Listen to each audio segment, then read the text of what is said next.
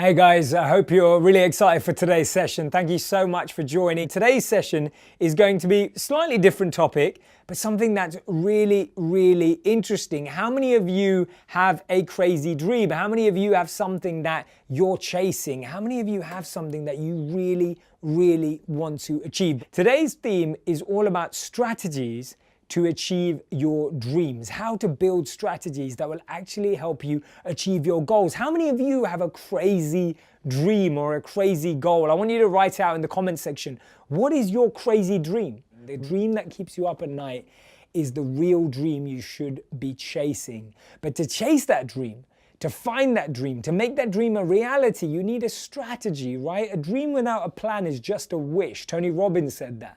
Right? A dream without a plan is just a wish, right? Without a strategy, without a guiding philosophy, without guiding principles, without actually creating a clear plan. I used to have this economics teacher, and I want you to think back to school as well. Maybe you had one. I remember this economics teacher. He walked in to the classroom, and the first thing that he wrote on the board, he didn't even tell us his name. We didn't even know who he was.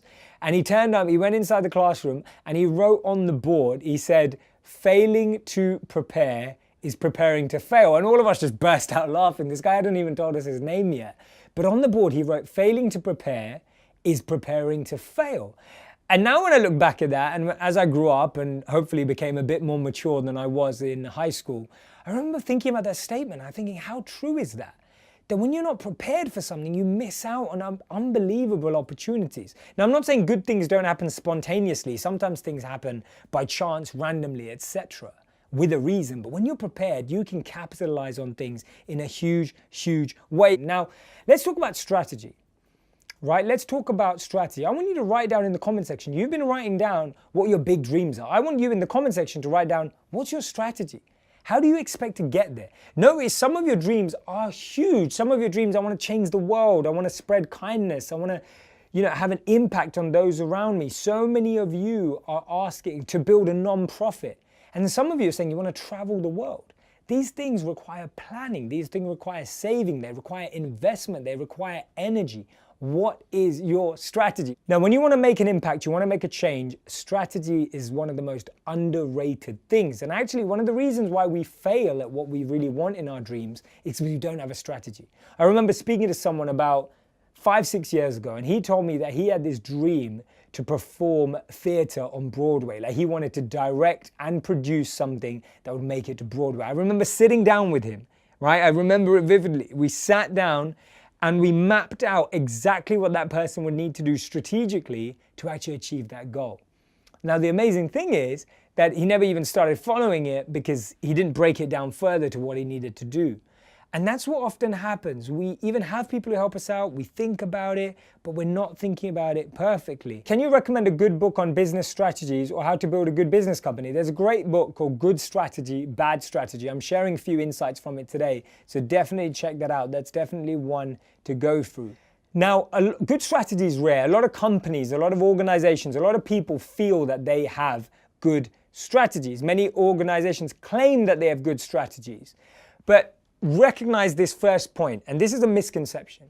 A good strategy is not a performance goal or a vague aspiration, right? Loads of people have those. Performance goals. I want to be this much faster next year. That's not a strategy, right? We want to make this much more money next year. That's not a strategy. I want to be a millionaire by the time I'm 30. That's not a strategy, right? Or you have the opposite, a vague aspiration. I want to be as fit as an athlete. I want to be a football player. It's just really open. I want to do this. I want to achieve these. These are vague aspirations. So I wanted to quote from this book that's called Good Strategy, Bad Strategy that I recommend reading. And in that book, the author talks about a principle called the kernel principle. I'm not sure why he calls it this. It's Kernel, kernel principle. And he says the kernel principle has 3 elements. And when I'm talking about this, I want you to, in your mind, write down these things, or if you're really into it, get a pen and paper and write these 3 elements down, because I guarantee you, if you think about your big dream, your big goal, with these 3 elements, you're going to be able to achieve it much, much, much more likely. It's all about coherent action. See, sometimes we have this dream or this goal, but then what we're doing on a daily basis is not coherent, right? It doesn't align. And then you're wondering, I'm looking at people, sometimes I talk to people, I say, what's your big dream? And they tell me. And then I say, what's your strategy? And they tell me, and I'm like, okay, you don't have a strategy. So what are you doing every day? And they tell me that. And then I'm thinking about it. I'm just sitting there going, well, that doesn't correspond. That's not coherent. There's no alignment between what you're doing daily and what your big strategy is. So these are the three elements. You've got to do this. The first principle is a diagnosis that defines and explains the nature of the challenge. You've got to understand what that challenge actually is, right? What is it that you're actually up against? What are you trying to create? Are you trying to create a brand? Are you trying to create a group of people to make a difference? Are you trying just to change your daily habits, right? What are you up against? And the key thing here is critical elements, right? Break down the overwhelming complexity of a task into the critical things that you think you're actually up against. Is the challenge that you just can't wake up in the morning, right? Or is the challenge that you can't get a group of people to be inspired?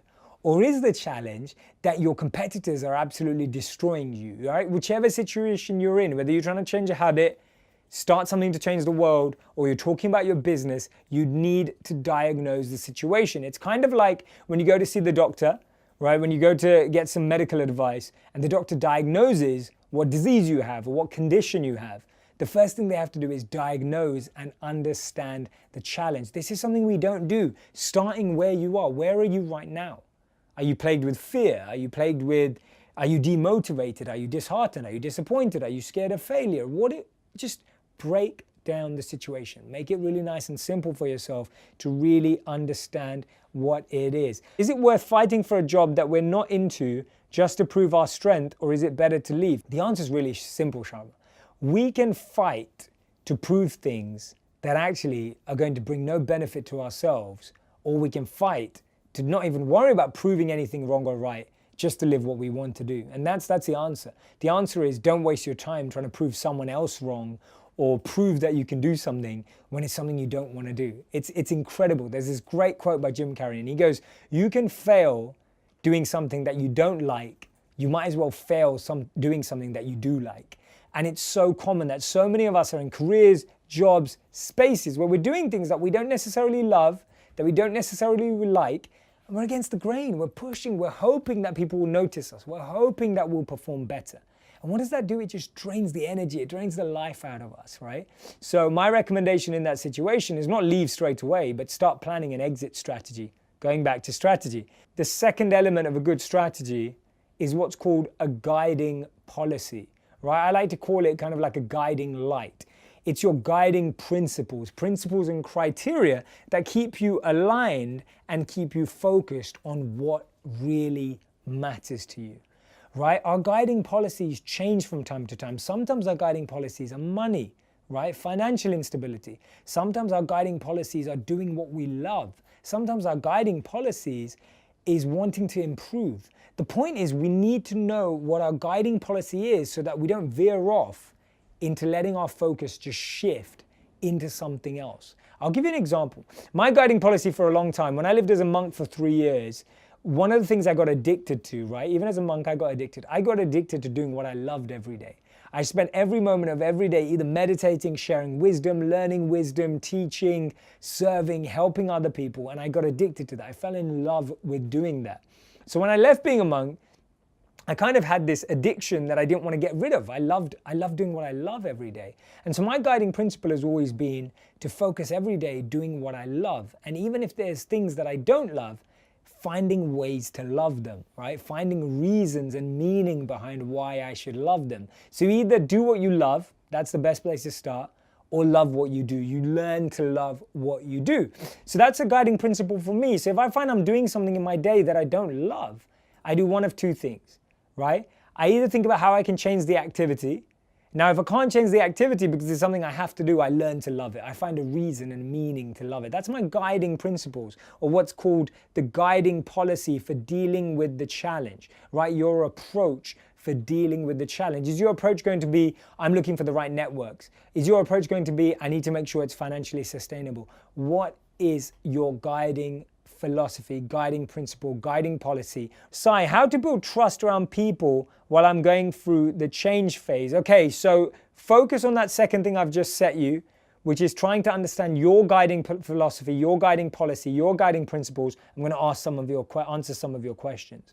Sai says, how to build trust around people while I'm going through the change phase. Now, one of our biggest challenges with trust is we think everything is black and white. So we either trust people or we don't trust people. The truth is trust doesn't work like that. Trust works on levels, right? So you have one level of complete distrust where you're just kind of scoping it out, right? That's like the bottom layer of trust with everyone you have that with. You're just scoping out whether you trust someone or not. A higher level of trust than that is what I call contractual or transactional trust. You know, if you do something for someone, they'll do something back for you. There's an exchange, right? There's an exchange, very much like business. You trust. If you deliver something, you will get paid for it. If you pay for something, it will get delivered. That's called transactional or contractual trust. And you've got to realize that some of your relationship are always going to be on that level, right? Higher than that is the level of trust where it's like a mutual respectful trust. You know that if you do something for someone, they may do something in the future. You know that they may do something for you now, you'll do it in the future. It's a lot more of a higher trust, more of a respectful, mutual, beyond business level of trust. And the highest level of trust is unconditional trust. Trust where you know that actually it's not even about getting anything, doing anything. You just trust that that person's for you. Now the problem is we don't usually think in layers or a trajectory or a hierarchy of trust. We think either I trust this person or I don't trust this person. It's a lot easier to figure out which levels of trust you have with people. No, trust people can go up, people can go down. If you give people too higher a level of trust to start off with, it's likely they're going to go down. And if you start too low, it's likely that they're going to go up. So my recommendation is start from the bottom. Don't give anyone more than they deserve. Let them work it up and let people earn your trust rather than give them your trust and let them lose it. It's a lot safer in the long run. Now, the third principle of strategy, we talked about the first principle, diagnosis of where you're at. Second principle, guiding policy, right? What's the guiding criteria of where you're trying to get to? And the third thing, coherent actions that carry your guiding policy. The actions, the actual day-to-day tasks. So I'll give you a breakdown. When you go to the doctor makes a diagnosis, naming a disease, naming a condition, right? From that, there's a therapy approach. You either choose allopathic medicine, herbal medicine, Ayurvedic medicine, right? There's so many different schools of thought of what's valued, right? Allopathic medicine is much quicker cures. Ayurvedic medicine is long-term cure. Your guiding philosophy could be money. Your guiding philosophy could be love. Your guiding philosophy could be family. It's what priority and criteria you focused on. And then finally, it's the doctor gives you a prescription, which is take this at this time, this many tablets, blah, blah, blah, blah, blah, etc., etc., etc. We've all been there. It's the day-to-day tasks that you need to follow. Break down your dream and goal like this. Don't let them remain dreams. Don't let them remain words. Break them down in this way. It's the only way that you're going to start living it. There's a great quote by Martin Luther King where he said that those that want love and peace need to learn to organize themselves as well as those who love war, right? The people that want war, the people that want challenges in the world are super, super organized. They have a plan, they have a strategy.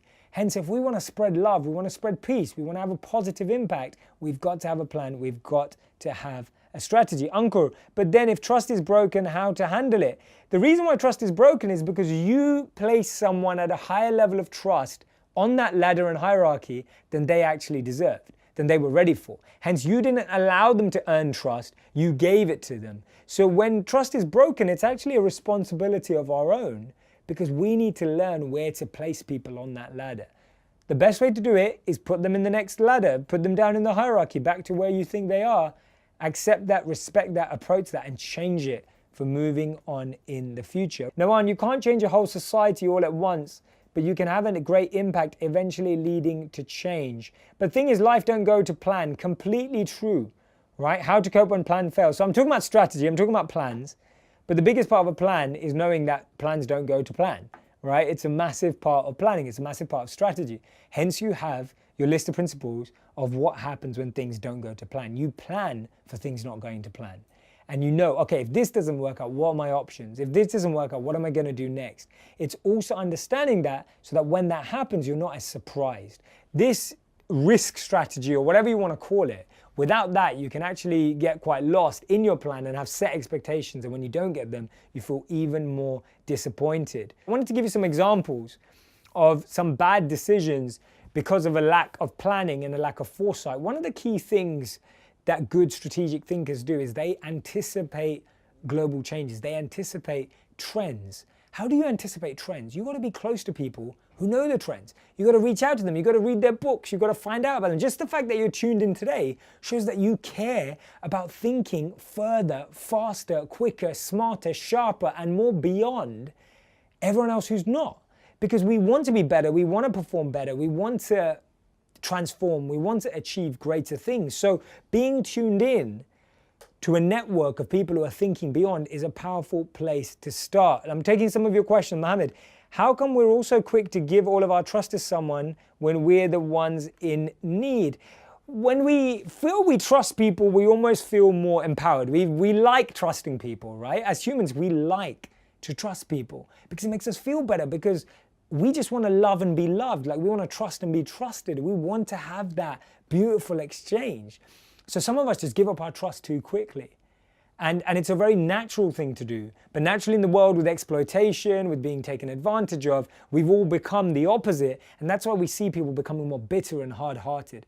That's why layers and levels are more practical ways of thinking, right? Barometer, how do you trust yourself? Wow, massive question. Right, it's funny because you can do a whole session. I've done a session before, and I'll do one maybe later this week on lie spotting, right? How to tell if someone's lying to you. The funny thing is, the biggest deception is if we're lying to ourselves. The only way to do that is, one of the best methods I recommend is meditation, to kind of strip away every feeling of who you think you are and actually connecting with who you are itself.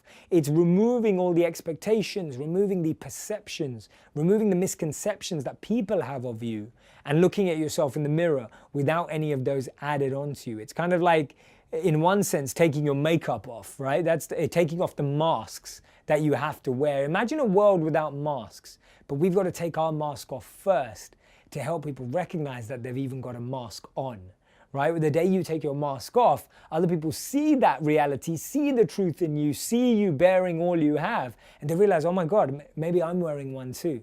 And that's the step it takes. So first step in that is find that clarity, get that space, remove the expectations people have of you in understanding yourself, start being honest with yourself about what you truly want, taking away criticism and comparison and judgment away from the way you're thinking. Now, how should we react when we know someone is lying to our face? Now, if someone has the audacity to lie to your face, it's probably not even worth trying to change them. Just recognize that you can't trust them on those sorts of themes. Remember, trust has three. We've kind of escalated from strategy into trust, but I'm happy to do that because that's where all your questions are going. Trust has three areas: caliber, character, and care. I've talked about this before, the 3 C's of trust: care, caliber, and character, right? To trust someone unconditionally, they've got to have all 3. Now, when your car breaks down, you go to the car mechanic, you know they have the caliber to fix your car. You don't really care whether they care about you or have the character, because you just need your car fixed. Now, if you're trying to buy a new house, you want advice based on caliber. You're not looking at the character or the care of that salesperson. If you're looking for personal advice and you want to open up confidentially about your personal challenges, you're hoping that person cares about you. You're hoping that person has character, right, to not share your private information. But then you're not wondering whether they have the caliber that they actually have the ability to give you that advice. Does that make sense? So think about those 3 C's when you're thinking about trust. Does the person have care for you? Does the person have caliber, actually have the know-how of solving your problem? And does the person have the character, the integrity? And often you'll find that people have a mix, right? Your mum may care about you, she has the character, but she may not have the caliber to give you the best career advice. So it's understanding which mix people have for different decisions you're trying to make. I wanted to share some examples to you of bad decisions being made, failures, just to show you it's normal and it's human. So in 1977, this is big. How many of you are Star Wars fans? Press the like or love button if you are a Star Wars fan. I'm not personally. No offense to Star Wars, absolutely great. But press the like or love button if you're a Star Wars fan. In 1977, 20th Century Fox, right, their senior executives signed over all product merchandising rights for all Star Wars films to right, George Lucas for $20,000, right? All merchandising, all product merchandising, they signed it over for $20,000.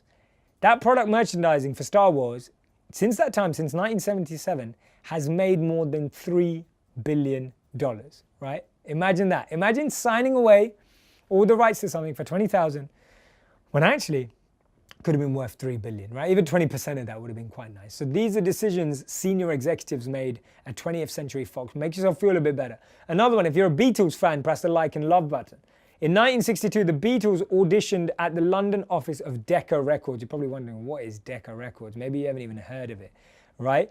They were told that the manager, didn't like their hair, didn't like their sound. They said they sounded too much like the Shadows. Who are the Shadows? We don't even know anymore. Obviously, the Beatles went on to sell 2 billion records, right? This is normal. We all make bad decisions. We all mess up. Now, why do we have bad strategy? Why do we make these bad decisions? Another common example, this is even more modern, Excite. How many of you remember the company Excite from 1999? I don't. Excite was the #1, search engine. They actually had the opportunity to buy Google for $1 million, right? $1 million. They could have bought Google, right? Google was the new kid on the block, right? And they could have bought them. And guess what? Today, Google's worth $130 billion. That's 173,333 times what they would have been bought for. 173,333 times out, right? Blockbuster turned down the opportunity to buy Netflix 3 times. How many of you remember Blockbuster, right? Anyone remember videos coming through your front door, giving them back? Netflix, they could have bought Netflix 3 times. They missed out. Now, why? What is bad strategy? And what is strategy meaning that we won't gain our goals? Number 1, fluffy, empty slogans and buzzwords, right? Everyone has fluffy, empty slogans and buzzwords all over their marketing, absolutely everywhere. They mean nothing. Don't focus so hard on coming up with a slogan that you forgot to actually come up with a strategy. More people build slogans than they do strategies, right? Make sure you're not wasting your time thinking of the ideal logo color, even though that is important. Know your strategy.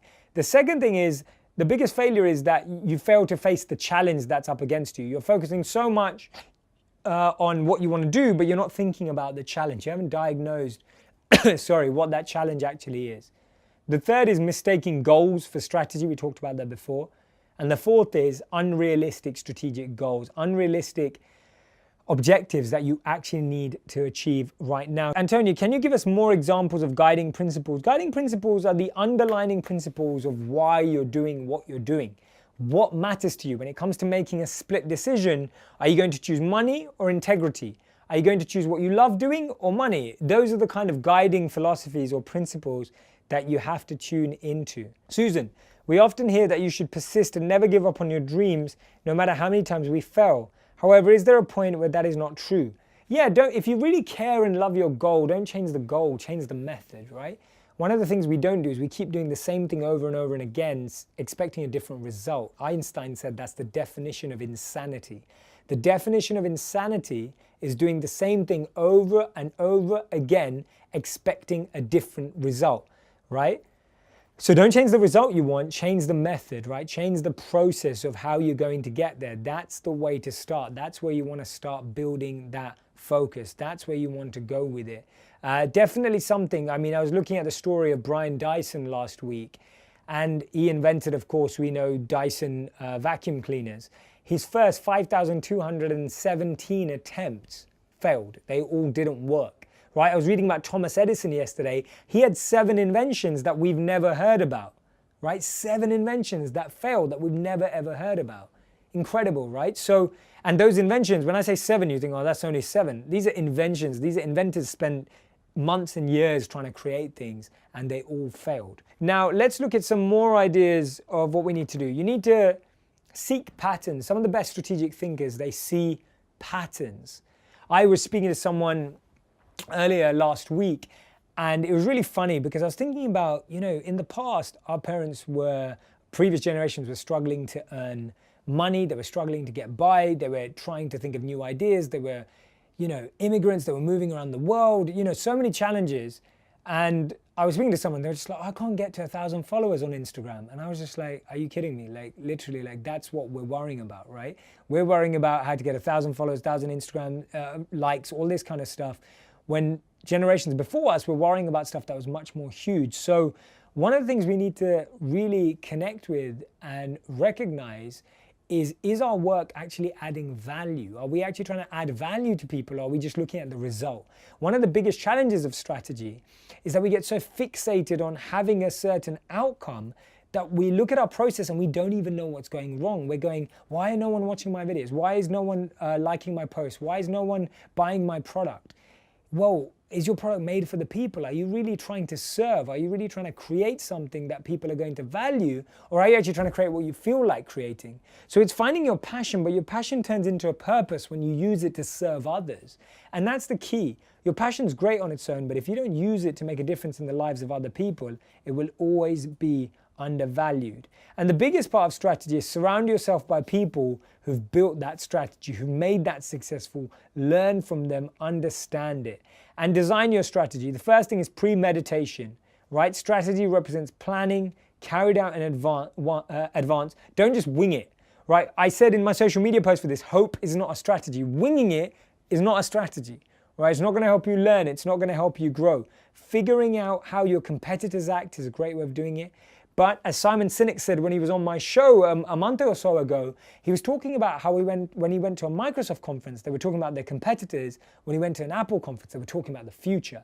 If you're talking about future trends, you're already ahead, right? Take some time, get some analysis and ideas. Remember, look for good counsel, but make sure your counsel is strategic counsel, people who know what they're talking about. Varun, why are we talking about choosing one over the other? Why can't we keep money and integrity while succeeding at things? Of course you can, but at times you'll have a guiding principle of how to make a priority of choices, right? There will be a priority to start off with, which adds to the challenges that you are looking at. A lot of non-profits, for example, have to go years without actually getting any investment. And you have to ask yourself, do I really believe in this? Guys, it's been great talking to you today. I hope you've got some ideas for strategic intervention in what you're working on. Remember the 3 key elements of good strategy: a diagnosis, a guiding policy, and then coherent actions. Make sure you take the time out to build those into yourself, achieving your goals. Remember the stories of the Beatles, the senior execs at 20th Century Fox and Star Wars. And remember, don't spend as much time on the fluff, the empty slogans. Focus on that strategy. Have an amazing day wherever in the world you are, and see you tomorrow. Get strategic, think strategically, and I hope that you can achieve your dreams and make the changes in the world that you want. See you tomorrow, guys. Take care.